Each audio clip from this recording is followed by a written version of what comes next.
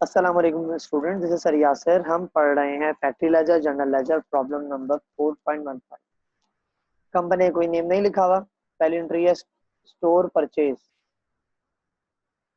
And receive factory equipment. क्या क्या किया आपने? परचेज किया, stores purchase and receive at the factory, यानी मटेरियल परचेज हुआ। स्टोर्स कहते हैं मटेरियल को बेसिकली ना, मटेरियल परचेज है। फैक्ट्री में एंट्री बनेगी मटेरियल डेबिट, और यहाँ बनेगा जनरल लेजर क्रेडिट। ये होगी पहली एंट्री हमारी। अमाउंट कितना है इसका भाई? अमाउंट है 23,000, 23,000, 23,000। सही है। ये हो जाएगी ए हमारी। क्या हो जाएगी? ए। यहाँ ए लिखा हुआ है सवाल में ना, इधर भी लिखेंगे ए और लिखेंगे फैक्ट्री लेजर डेबिट और अकाउंट्स पेबल क्रेडिट। कितने से? 23,000। कितने से बनेगी? 23,000 से एंट्री बनेगी। ठीक है ना भाई, पहली एंट्री हो गई है। दूसरी पे चलते हैं। Requisition received material and supplies issued. Direct material 18,500 और मैन्युफैक्चर सप्लाईज 5,000। डायरेक्ट और इनडायरेक्ट मटेरियल। डायरेक्ट मटेरियल के लिए क्या लिखेंगे आप? इसका ताल्लुक से फैक्ट्री से होता है। क्या लिखेंगे? वर्क इन प्रोसेस मटेरियल का एम डेबिट। इनडायरेक्ट के लिए लिखेंगे आप फैक्ट्री ओवरहेड कंट्रोल। क्या डेबिट करेंगे? FOH, फैक्ट्री ओवरहेड कंट्रोल आप डेबिट करें। सही है। और मटेरियल क्या हो जाएगा? क्रेडिट हो जाएगा। कितने सौ का वैल्यू कितनी है भाई आपके पास? डायरेक्ट की 18,500, इनडायरेक्ट की है 5,000। यहाँ लिखा मैंने 18,500, ऐसी कितनी है? 5,000। टोटल कितना हो जाएगा? 18 और 5, 23,500। ये जाएगी आपकी मटेरियल की एंट्री। और मटेरियल की एंट्री का ऑफिस से कोई ताल्लुक नहीं होता, तो सिंपली सिंपली इसकी एंट्री यहीं बनेगी खाली। तो यह बनेगा work in process material debit, FH control debit और मटेरियल क्रेडिट। बी की एंट्री हो गई है। अब आते हैं सी पे। Paid factory payroll for the week. Direct labour है 12,000, इनडायरेक्ट लेबर है 6,500। ये लेबर की एंट्री बन रही है। डायरेक्ट कितना है? 12,000, इनडायरेक्ट कितना है? 6,500। तो लेबर का बेसिकली ताल्लुक कहां से होता है? फैक्ट्री से। पेमेंट होती है इसकी ऑफिस से, तो फैक्ट्री में इसकी एंट्री बनेगी। सी सी पार्ट है, सी पार्ट है। क्या लिखेंगे? Work in process labour debit, factory overhead control debit और factory payroll credit. Direct labour की वैल्यू कितनी है? 12, इनडायरेक्ट की 6,500, 12,000। इनडायरेक्ट कितनी है? 6,500। कितनी हो जाएगी टोटल? 18,500। ठीक है ना। इसकी पेमेंट ऑफिस से होगी। C2। यहाँ लिखेंगे फैक्ट्री पेरोल डेबिट और जनरल लेजर क्रेडिट। कितने से? 18,500 से। 18,500 से। ठीक है। यहाँ क्या बनेगी? सी। क्योंकि सिर्फ फैक्ट्री पेरोल है, ऑफिस और एडमिन की सैलरी का कोई जिक्र, एडमिन और सेल की सैलरी का जिक्र है ही। डायरेक्ट यही बनेगी। क्या बनेगा यहाँ पे? या लिखेंगे आप फैक्ट्री लेजर डेबिट और पेरोल क्रेडिट। कितने से? 18,500 से। अगली एंट्री बनेगी C2 पेरोल डेबिट 18,500 से, और जो भी डिडक्शन होती है वो यहाँ लिखी जाएगी। ठीक है ना जी। क्या क्या बात हो रही है? कह रहा है डिडक्ट फ्रॉम, ये डी है इससे पहले, deduct from the total payroll 10% for provident fund. तो प्रोविडेंट फंड कटेगा पहले तो यहाँ लिखेंगे प्रोविडेंट फंड।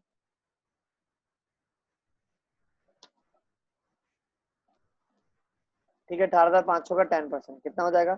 18,500 मल्टीप्लाई बाय 10%, 1850 हो जाएगा। ये यहाँ लिखा मैंने 1850। ये हो गया मेरा प्रोविडेंट फंड। उसके बाद क्या कटा है भाई, फिर क्या रहा है 1150 इनकम टैक्स। कितना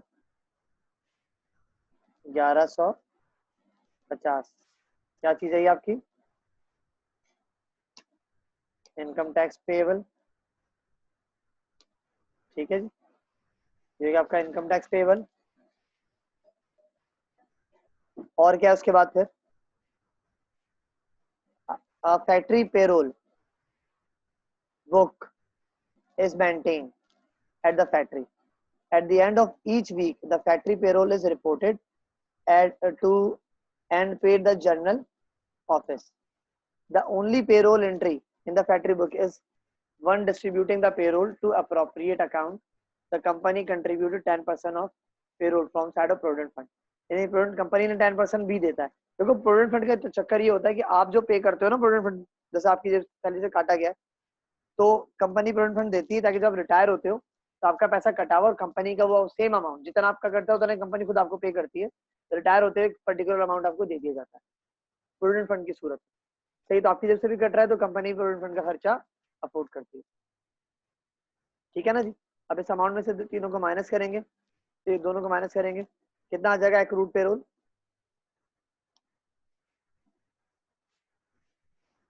कितना आ रहा है एक्रूड पेरोल आपके पास, ये आ रहा है 15,500। ये आ रहा है 15,500 आपका क्या आ रहा है एक्रूड पेरोल।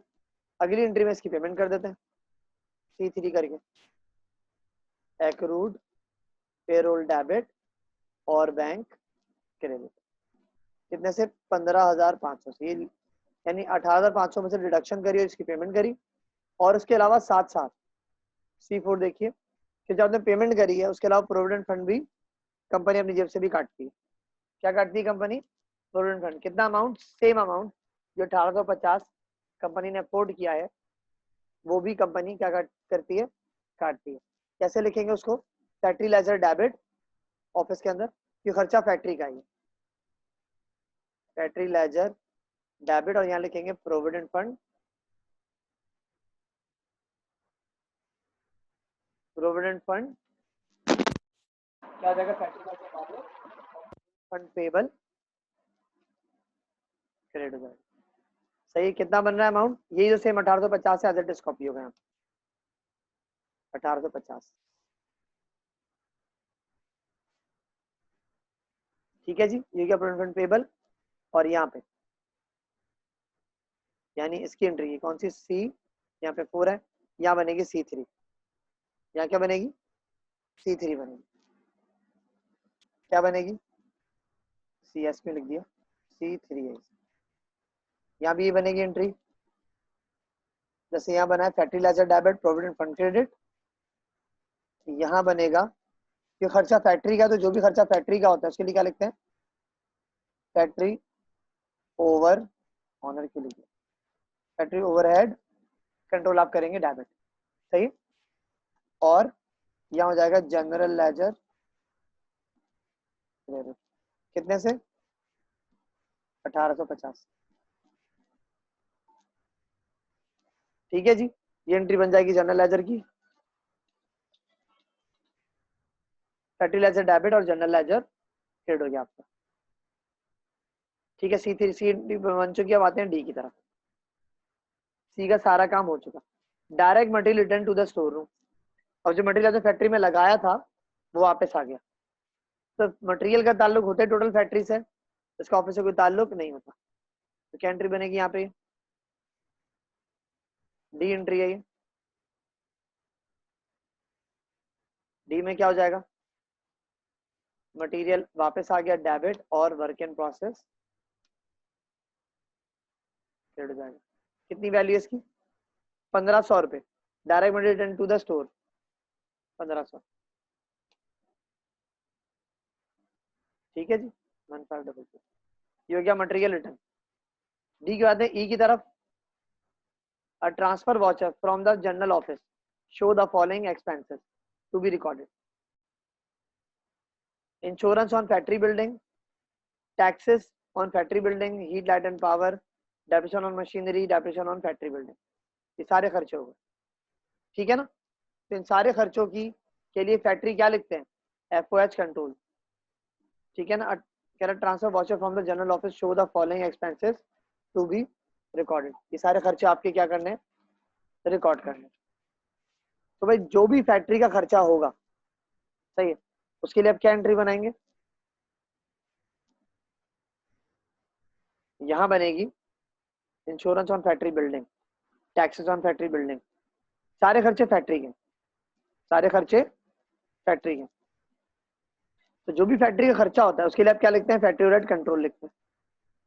यहां लिखेंगे आप, क्या लिखेंगे जरा, ई में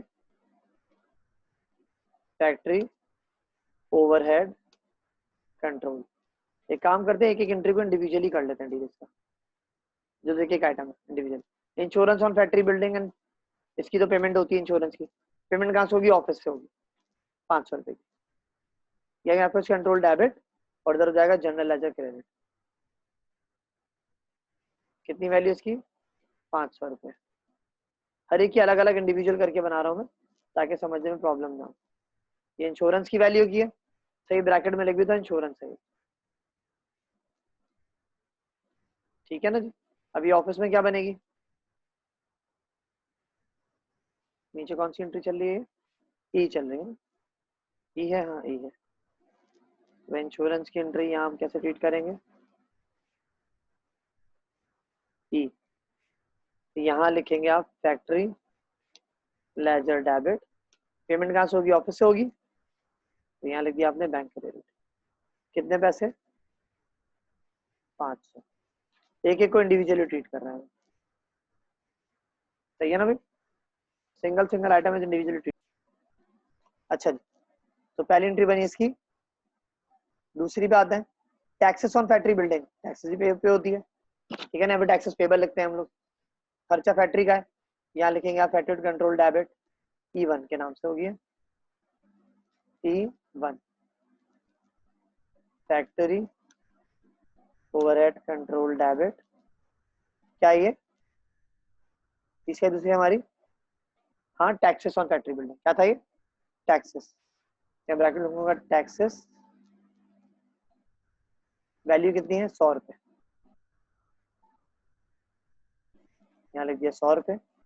उधर क्या लिखेंगे हम, इधर इसमें लिखेंगे जनरल लेजर, कितने से, 100 रुपए, ठीक है ना भाई। ये बनाई 100 रुपए से एंट्री बनाई वाली E1। ऑफिस में क्या बनेगी, ऑफिस में सारा बनेगी E1 के नाम से,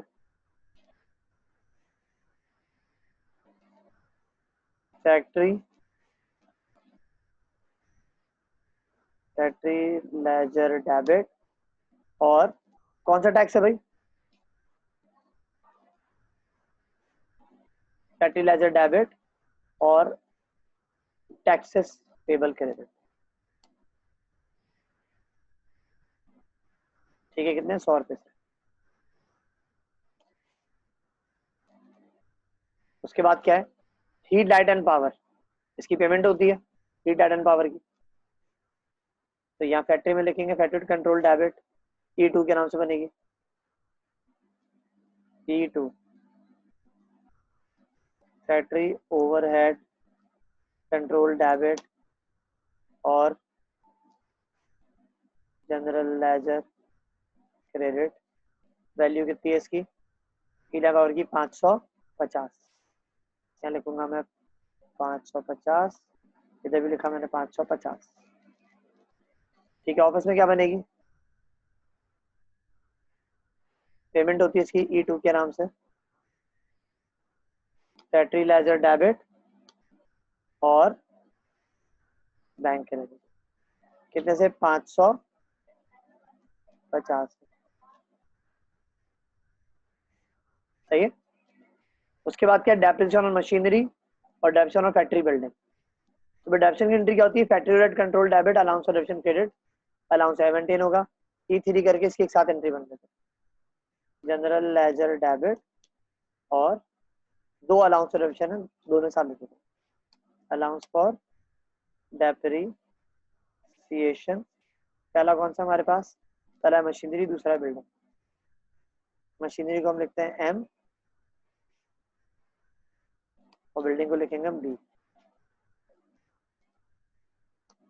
अलाउंस फॉर डेप्रिसिएशन बिल्डिंग। ठीक है जी, वैल्यू कितनी है इसकी जरा पहले देखते हैं, वैल्यू लिखी हुई इसकी 500 और 350, 500 और 350 कितनी हो जाएगी ये 850, 850 डेप्रिसिएशन आ गया, इसकी भी एंट्री बनाएंगे,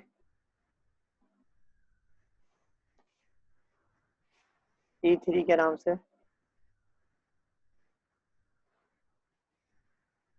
फैक्ट्री ओवरहेड कंट्रोल डेबिट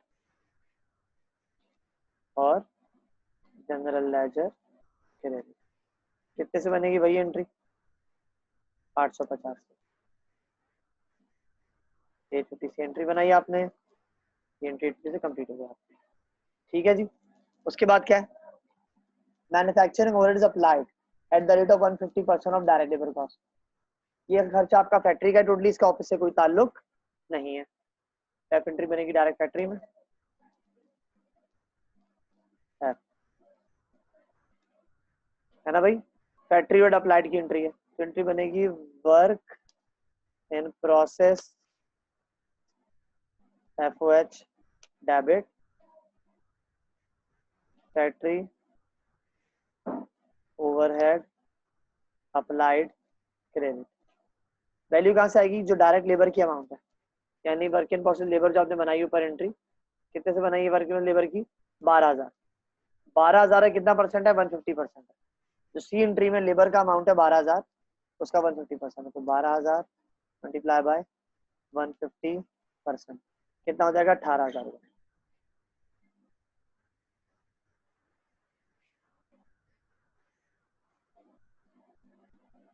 सही है ना भाई, ये हो गई लेबर की एंट्री, आपने लेबर की एंट्री बनाई, तो एफएच की एंट्री बनाई, लेबर ही कह रहा हूँ, सही है, यहाँ तक एंट्री बनी एफएच की, उसके बाद क्या next, work completed during the year 47,000, यानी फिनिश गुड्स की एंट्री बनेगी, अब गुड्स तैयार हो गया जी में, इसकी एंट्री क्या बनेगी भाई आपके पास,